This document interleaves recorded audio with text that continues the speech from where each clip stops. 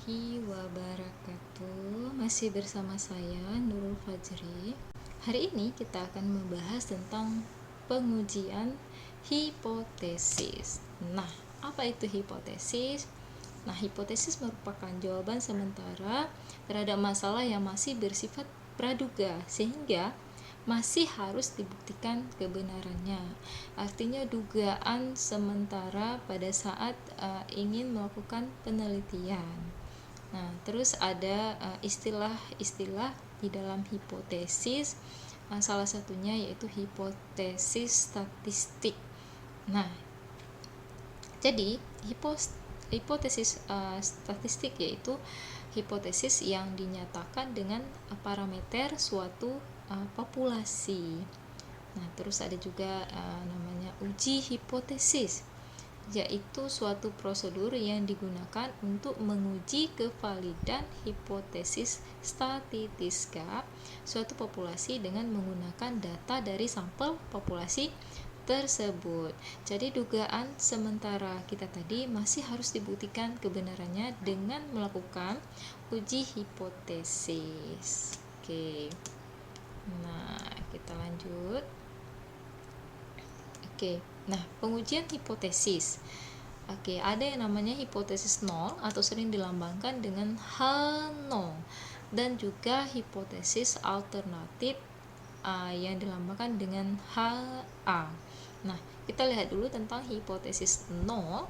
Nah, definisi daripada hipotesis nol yaitu merupakan kesimpulan sementara atau anggapan atau jawaban sementara dari si peneliti terhadap suatu kondisi atau teori yang ada. Nah, terus hipotesis nol juga selalu ditandai dengan notasi sama dengan atau tidak terdapat perbedaan. Kita lanjutkan dengan hipotesis sandingannya, yaitu hipotesis alternatif atau HA, atau sering juga dilambangkan dengan H1. Nah, HA atau H1 atau hipotesis alternatif merupakan kesimpulan sementara atau anggapan atau jawaban sementara dari si peneliti yang merupakan kebalikan dari hipotesis nolnya terhadap suatu kondisi atau teori yang ada. Oke. Jadi dia merupakan lawan daripada H0. Oke. Nah, terus hipotesis alternatif atau HA atau H1 juga selalu ditandai dengan notasi tidak sama dengan. Maaf ya, seharusnya di sini adalah tidak sama dengan. Jadi lambangnya adalah tidak sama dengan. Oke. Tidak sama dengan. Nah, beberapa istilah penting dalam pengujian hipotesis. Nah, yang pertama yaitu tingkat signifikansi atau taraf nyata atau alfa. Ini pasti sangat sering kita dengar atau kita jumpai pada saat melakukan penelitian yang melibatkan uji hipotesis. Biasanya pengujian uji hipotesis itu yaitu jenis penelitian kuantitatif. Nah, jadi sering sekali dijumpai lambang alfa ya. Nah, apa itu taraf nyata atau tingkat signifikansi? Yaitu luas daerah di bawah kurva yang merupakan daerah penolakan hipotesis nol. Biasanya merupakan daerah yang diarsir. Kita lihat. Nah, kalau kurvanya seperti ini. Oke, ini daerah tolak H0.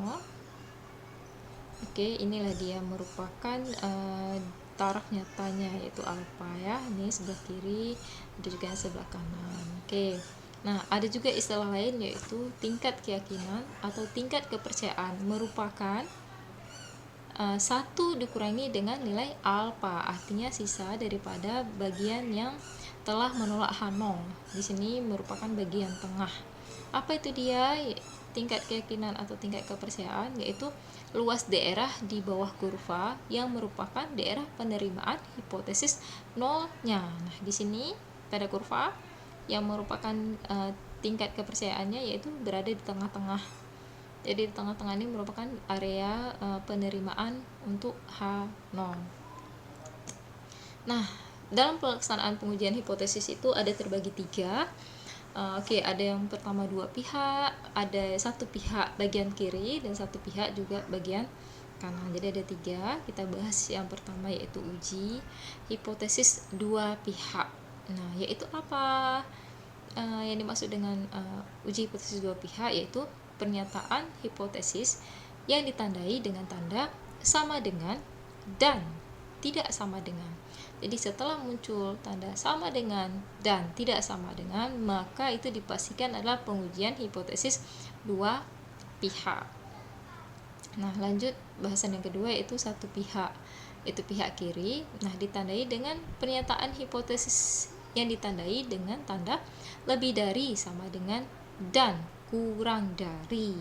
Jadi kalau sudah muncul tanda lebih dari sama dengan dan kurang dari, maka itu merupakan uji hipotesis pihak kiri. Selanjutnya yaitu uji hipotesis satu pihak bagian kanan. Nah, uji pihak kanan, pernyataan hipotesisnya itu selalu ditandai dengan tanda kurang dari, sama dengan, dan lebih dari. Jika seandainya kita lihat pada pernyataan muncul tanda kurang dari atau sama dengan dan lebih dari, maka dipastikan itu adalah uji hipotesis pihak kanan. Nah, kita lihat contoh. Nah, ini adalah merupakan contoh uji 2 pihak. Di sini kita lihat ada H0-nya. Itu adalah mu sama dengan mu1. H tandingannya atau H1 atau HA atau H alternatif yaitu mu tidak sama dengan mu1. Kita ingat bahwa jika menggunakan tanda sama dengan dan tidak sama dengan, maka dia merupakan uji 2 pihak. Nah, kriteria uji 2 pihak untuk menolak H0 apabila T hitung lebih dari T tabel. Nah, ini merupakan grafiknya. Nah, di tengah-tengah merupakan daerah penerimaan H0, sebelah kiri merupakan daerah penolakan H0, sebelah kanan juga daerah penolakan H0. Nah, sini T hitung nanti akan dipelajari pada bab selanjutnya yang khusus membahas tentang pengujian hipotesis, uji T dan uji lainnya. T tabel juga nanti akan disediakan tabel pada saat pembelajaran uji T dan uji-uji lainnya ya. Oke, selanjutnya adalah uji satu pihak yaitu pihak kiri. Di sini adalah H0, mu sama dengan mu1 dan H1 atau HA atau H tandingan atau H alternatif yaitu mu kurang dari mu1. Nah, kita juga ingat ketika ada muncul tanda sama dengan dan kurang dari, maka dia merupakan kriteria daripada uji satu pihak kiri. Nah, uji pihak kiri akan menolak H0 apabila T hitung kurang dari min T tabel. Nah, ini merupakan grafiknya. Daerah penolakan H0 sebelah kiri dan daerah penerimaan H0 adalah sebelah kanan.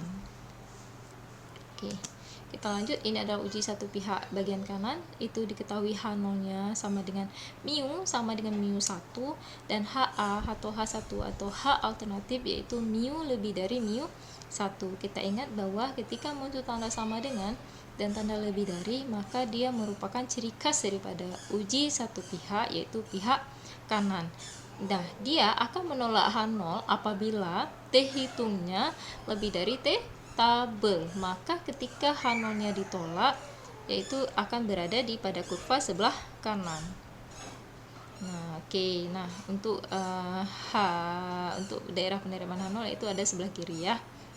Nah, mungkin itu saja yang kita pelajari hari ini. Mudah-mudahan ilmunya bermanfaat. Terima kasih banyak. Lebih dan kurang saya mohon maaf. Assalamualaikum warahmatullahi wabarakatuh.